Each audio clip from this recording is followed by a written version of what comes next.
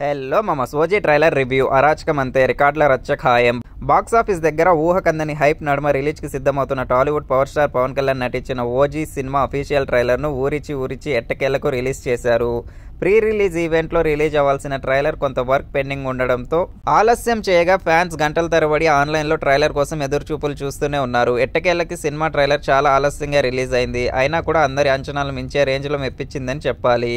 Pawan fans ఎప్పటి నుండో power స్టార్ని చూడాలనుకుంటున్న వింటేజ్ లుక్ అండ్ స్వాగ్తో సుజిత్ చూపించగా ప్రతి షాట్కు టెక్నికల్గా చాలా రిచ్గా ఉండగా టేకింగ్ అండ్ సౌండింగ్ మరో లెవెల్లో మెప్పించాయి.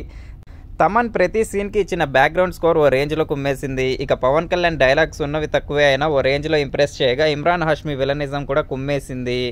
ఓవరాల్గా స్టోరీ పాయింట్ని కొద్ది వరకు చెప్పేశారు ట్రైలర్లో. ముంబైలో ఒక టైంలో మోస్ట్ పవర్ఫుల్ గ్యాంగ్స్టర్ అయిన హీరో ఫ్యామిలీ కోసం ముంబైని వదిలేస్తాడు.